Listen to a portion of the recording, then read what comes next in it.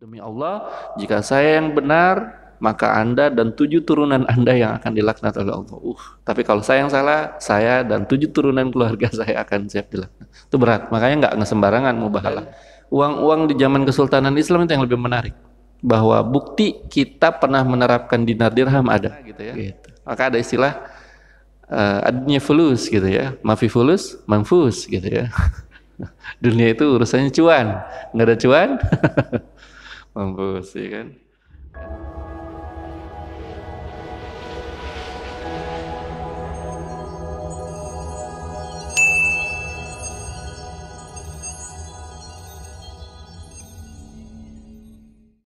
Bismillahirrahmanirrahim. Assalamualaikum warahmatullahi wabarakatuh.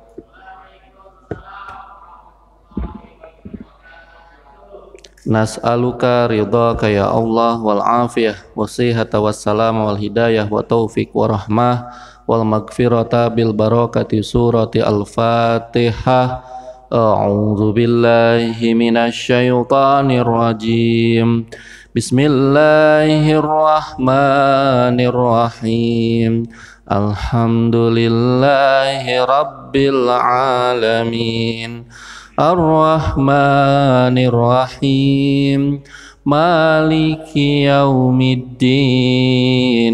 Iyyaka na'budu wa iyyaka nasta'in. Ihdinas siratal mustaqim. Siratal ladzina an'amta 'alaihim ghairil maghdubi 'alaihim waladdallin. Amin. Innal hamdalillah nahmaduhu wa nasta'inuhu wa nastaghfiruh wa na'udzu billahi min shururi anfusina wa min sayyiati a'malina may yahdihillahu fala mudilla lahu wa may yudlil fala hadiya. Asyhadu an la ilaha illallah wahdahu la syarika anna Muhammadan abduhu wa rasuluhu la nabiyya ba'dah. Allahumma shalli ala nabiyyina Muhammadin sallallahu alaihi wasallam wa ala alihi wa ashabihi wa man tabi'ahum ihsanin ila yaumiddin, amma ba'du. Fa ya ibadallah, usikum wa nafsi bi taqwallah faqad fazal muttaqun. Hadirin Allah, alhamdulillah Allah Subhanahu wa taala hari Ahad dan semalaman ya. Masih pada mager ini. Alhamdulillah, tapi berkah ya. Jangan lupa untuk berdoa Allahumma thayyiban nafi'an. Mudah-mudahan hujan yang turun adalah hujan yang bermanfaat. Karena Sukabumi pun ya, dari Sukabumi kayaknya ini hujannya rata. Jadi insyaallah mudah-mudahan hujan ini bukan hujan bencana, melainkan hujan rahmat dan keberkahan ya, sebagaimana materi kita hari ini temanya sih tentang keberkahan ekonomi Islam secara digital. Nah, saya ingin POV-nya ya, view-nya dari sudut pandang yang lain. Jadi nanti keberkahannya bisa kelihatan kalau kita bicara era digital dari sisi marketplace. Ya, kita bicara hari ini marketplace kita ini seperti apa, minusnya apa ya di dalam pandangan hukum ekonomi Islam, sehingga nanti kalau ada hal-hal yang memang masih kurang tepat, itu yang perlu kita perbaiki. Dan kita akan menyimpulkan betapa berkahnya kalau semua benar-benar dijalankan sesuai dengan syariat Islam gitu ya, dengan ekonomi Islam. Nah, baik, kita awali dengan sama-sama membaca basmalah. Bismillahirrahmanirrahim. Ya, tak lupa saya sapa juga untuk ikhwah filah yang mengikuti kajian ini dari live IG ya. Teman-teman nanti bisa bertanya di sesi yang nanti akan dibuka. Pertanyaannya bisa mungkin disiapkan dari sekarang. Kajian kita hari ini pada kaitannya dengan era digital, bagaimana sebetulnya kita berekonomi dengan lebih tetap berpegang teguh tapi juga tidak gaptek ya dengan perkembangan teknologi. Ya, di era disrupsi teknologi, disrupsi informasi yang disebut dengan apa namanya, era apa ya? Sekarang tuh Indonesia masih nyebutnya 4.0 ya. Revolusi industri 4.0. Padahal ini udah level 5 sebenarnya kalau di dunia ya. Kita masih telat aja. Revolusi industrinya 4.0, tapi di dunia, di global ya itu sudah 5.0. Nah, oke, tanpa berpanjang kalam saya akan bahas dulu pengantarnya. Nanti teman-teman saya akan berikan kesempatan bertanya baik yang hadir di sini maupun melalui live streaming IG. Nanti panitia yang akan mengarahkan pertanyaannya. Langsung saja ke slide nomor berapa ini? 7 ya, hubungan dan ekonomi. Ya, nanti teman-teman yang menyaksikan dari live streaming IG juga bisa minta kepada DM ya ke IG Sahabat Karib untuk bisa dikirimkan mungkin ya materi PDF yang kita bahas pagi hari ini. Baik, ikhwah fillah rahimakumullah. Saya bersyukur juga hari ini kajian ekonomi Islam kita walaupun memang sempat ya terseok-seok pergantian pengurus dan lain sebagainya mungkin sempat tidak apa namanya mengetahui apa yang menjadi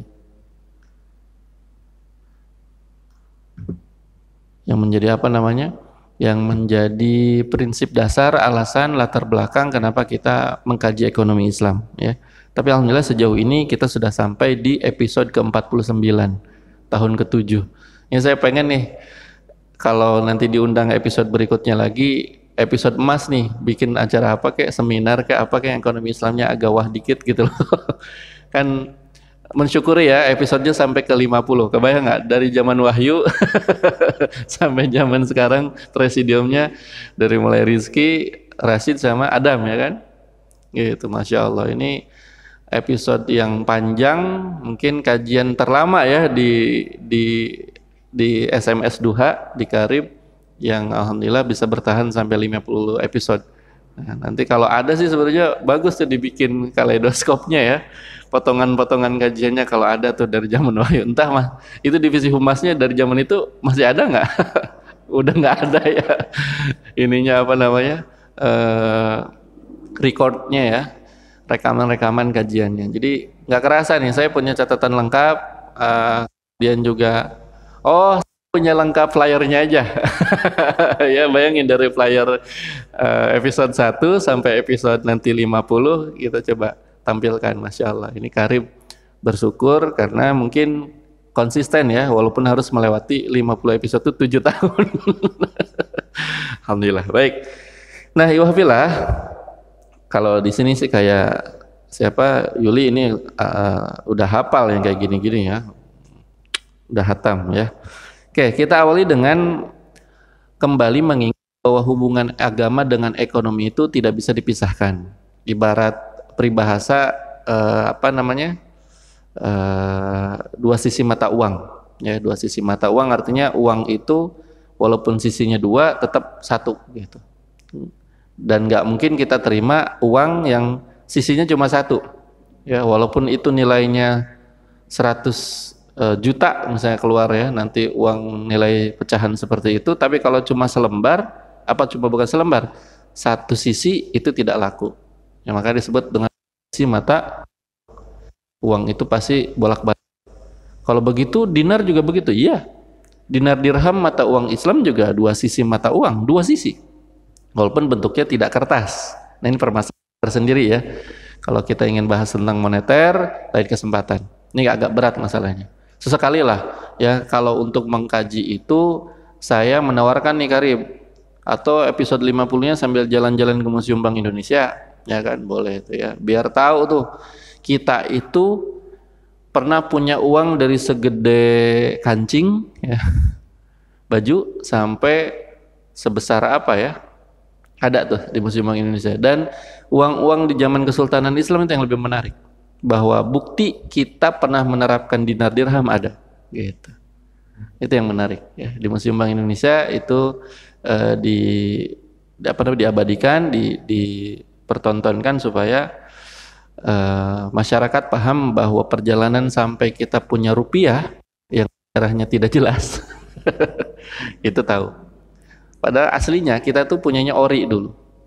Oeang Republik Indonesia, uang Republik Indonesia ori. Itu yang mengeluarkan bank sentralnya disiapkan BNI. Makanya disebutnya BNI 46. Ya, karena disiapkan di tahun 1946 pasca merdeka. Gubernur Bank Indonesia saat itu ditunjuk adalah mantan Presiden Darurat Republik Indonesia, ya, Mr. Syafruddin Prawira Negara. Beliau yang bikin tuh. Tahun 49 di konferensi meja bundar kita kalah. Salah satu yang menjadi kesepakatan akhir kalau Indonesia mau merdeka bebas dari Belanda adalah satu, ya siap melanjutkan bank sentralnya Belanda, the Javasche Bank, yang berubah kemudian menjadi Bank Indonesia, yang hari ini menjadi bank sentral kita, dan ke IMF yang ditinggalkan Belanda. Berikutnya adalah kesepakatannya tidak menggunakan ori tadi, tapi menggunakan rupiah yang inflasinya sudah tinggi saat itu. Jadi kita terpaksa ternyata tidak merdeka berdaulat secara penuh secara ekonomi ya. Dari awal ternyata sudah dijajah oleh kesepakatan yang tidak menguntungkan. Mungkin daripada tidak ya gitu. Para founding fathers kita menerima ya sudahlah. Gitu. Maka itu yang tidak kita pahami ya. Kita 45 itu ininya proklamasinya, tapi secara penuh itu baru setelah KMB 49. Nah, jadi hubungan agama dengan ekonomi itu sangat erat. Kalau belajar bahasa Arab, kita akan menemukan kata din, ya. Din itu kan agama ya, Islam. Kalau di Al-Qur'an kita menyebutnya inna dina indallahil Islam. Ya, sesungguhnya agama yang diridhoi Allah di sisi Allah hanyalah Islam. Kalau kita ngelihat lambangnya bank muamalat, din, ya kan. Itu juga bisa dibacanya dain, utang, tempat ngutang. Karena din, dain itu bahasa Arab ya. Tergantung kita menggunakan nanti syakalnya di mana, artinya bisa berubah, ya kan. Makanya kalau ada orang yang ngetik nggak pakai syakal, misalnya nulis wallah, itu bisa jadi bukan wallahi, bukan berjanji, tapi wallahu. Bukan janji kan. Kalau yang ngerti bahasa Arab bisa tuh dia berbohong, dia nulis wallah gitu, tapi hi atau hu ujungnya. Nah, kalau nggak pakai syakal artinya bisa beda. Wallahu kan dan Allah, kenapa dan Allah? Tapi kalau wallahi itu sudah jadi sumpah, wallahi billahi tallahi, beda tuh maknanya, demi Allah, ya kan. Tapi nggak ada demi Rasulullah ya. Suka ada orang yang suka lebay, nggak pernah diajarin tapi suka maksain demi Allah demi Rasulullah. Nggak ada demi Rasulullah tuh. Ya, demi Allah doang itu pun berat. Udah wallah itu, waduh, itu biasanya kalimat yang dipakai kalau bagian namanya apa? Aduh, saya lupa. Perang laknat tuh namanya apa? Aduh, nanti ya kalau ingat saya bahas lagi. Jadi itu hal terakhir ketika ada dua orang yang berseteru dan sama-sama merasa benar, maka mubahalah. Maka mubahalah adalah jalan terakhir bagi dua orang muslim yang ingin menunjukkan siapa yang benar dan siapa yang salah. Dengan mubahalah, perang laknat. Demi Allah, jika saya yang benar, maka Anda dan 7 turunan Anda yang akan dilaknat oleh Allah. Tapi kalau saya yang salah, saya dan 7 turunan keluarga saya akan siap dilaknat. Itu berat, makanya nggak sembarangan mubahalah. Ya, tapi dalam beberapa peristiwa ya ulama-ulama besar kita, mubahalah itu pernah disampaikan oleh guru-guru kita, dan biasanya orang-orang yang membencinya satu persatu itu terkena dampaknya ya, khusus di KM 50 misalnya ya. Udah lanjut. Skip ya.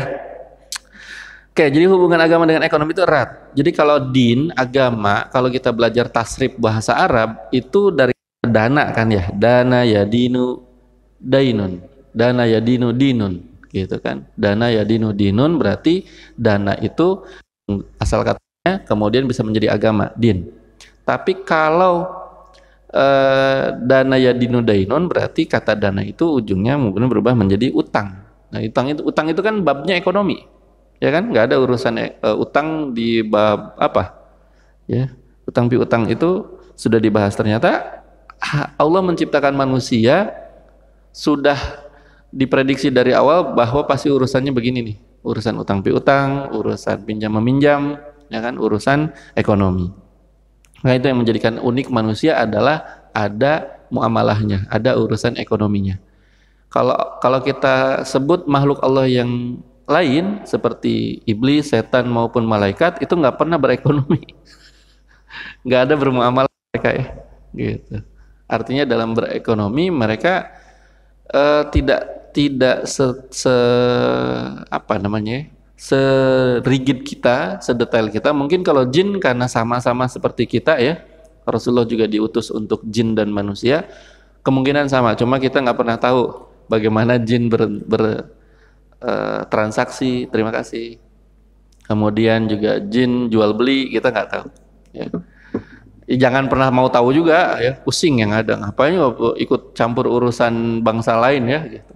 Walaupun di sosial media lama-lama kita sering ngelihat konten-konten yang kayak gitu ya. Gitu. Padahal kata jin juga, saya juga nggak mau tahu urusan manusia. Kenapa kalian pengen tahu urusan kami?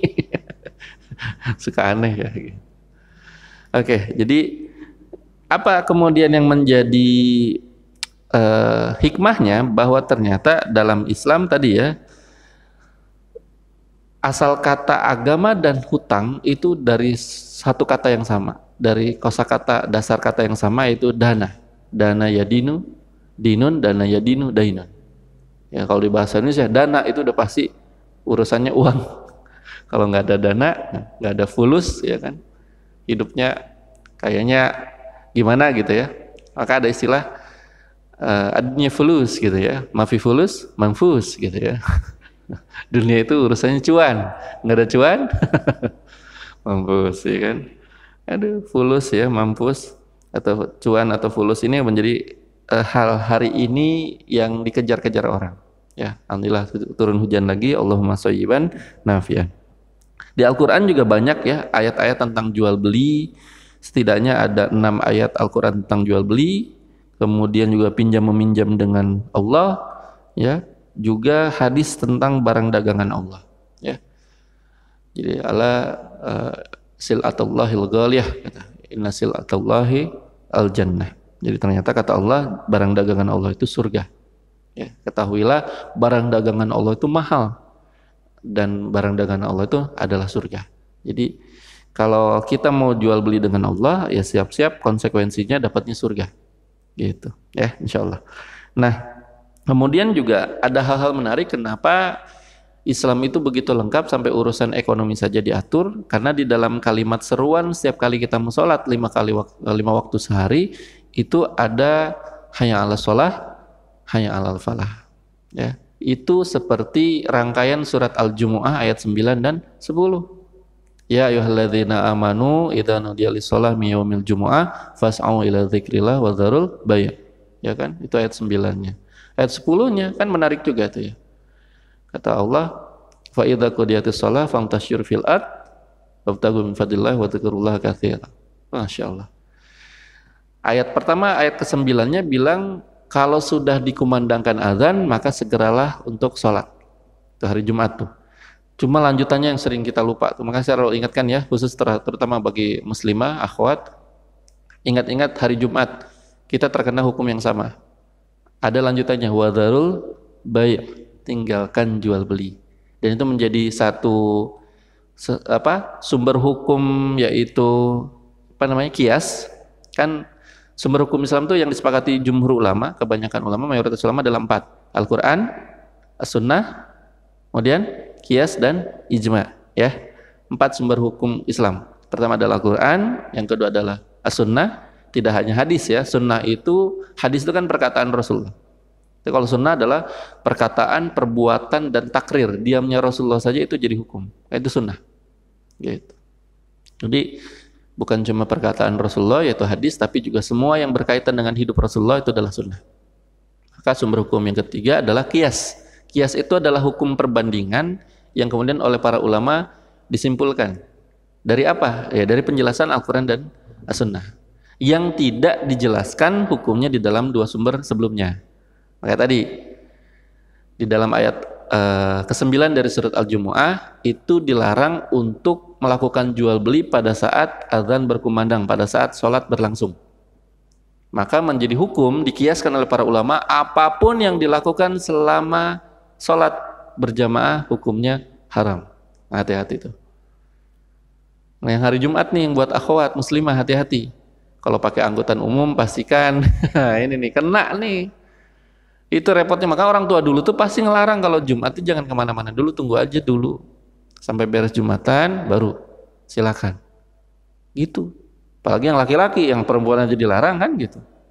Apalagi yang laki-laki. Apa yang sering kita temukan nih, ini perlu kita luruskan kembali. Makanya kalau di era digital masih ada yang begitu, ini gimana mau berkah gitu loh. Ya kan? Orang sholat masih ada yang kalau di masjid-masjid besar, mudah-mudahan kalau di sini ditertibkan oleh security-nya ya. Yang dagang itu kuliner dikasih tahu. Ada jeda di mana mereka harus menyetop lagi pelayanan. Sudah tutup mau azan gitu. Jadi bukan pas iqomah baru berhenti. Itu saya lihat seringnya di masjid-masjid besar kan begitu ya, yang pinggir jalan yang memang biasanya Jumat itu menjadi pertemuan antara jadi pasar dadakan. Kalau pasar kan dulu kita masih ingat ya di pelajaran IPS ekonomi itu pasar adalah tempat bertemunya pembeli dan penjual. Jadi masjid jadi pasar. Oh ini parah banget ya. Kita menjadikan masjid sebagai tempat yang dibenci oleh Rasulullah. Ya kan? Dua tempat yang Rasulullah benci. Satu pasar, dua jamban. Ya kan? Jadi jangan lama-lama tuh di pasar sama di jamban. Gitu. Jadi kalau kita merubah fungsi masjid dari pusat peradaban menjadi pasar, ini kan keliru. Kita yang berdosa. Ya, boleh jual beli pun kata Rasulullah kan di luar. Ya, dari area tempat sholat itu betul di luar, tapi kalau kemudian tadi standar-standar prinsip-prinsip tadi itu dilanggar menjadi haram hukumnya gitu. Makanya solusinya gampang sih sebetulnya ya. Pertama, biasanya kan kalau di pusat-pusat keramaian gitu ya, masjidnya pinggir jalan dan perkantoran, itu yang nyari kuliner bukan cuma laki-lakinya, staf-staf karyawatinya juga perempuannya kan gitu ya, nyerbunya ke dekat masjid karena kulinernya banyak pilihannya. Itu yang jadi repot adalah buat pedagangnya. Ini sudah waktunya masuk Jumat, sementara cuan, cuan nih, gitu lagi-lagi. Masa ditolak rezeki? Bukan itu masalahnya, tapi ini adalah sudah larangan Allah. Wadharul bay', tinggalkan jual beli. Kalau masih mau, berarti apa solusinya? Simpel, dia bawa istrinya. Atau yang dagangnya perempuan kan ya, dia boleh ngangkat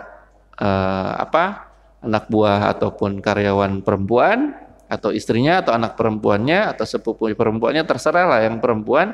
Jadi hanya melayani yang perempuan lagi, aman tuh sebetulnya mah ya gitu, karena yang perempuan tidak wajib salat Jumat. Tapi kalau yang tadi melayaninya masih laki-laki muslim, yang belinya laki-laki muslim, wah ini kewajibannya sudah terlanggar semua, hati-hati bahaya. Itu sebetulnya. Alangkah lebih baiknya memang ditunda dulu lah. Sholat Jumat itu kan gak lama ya, gitu.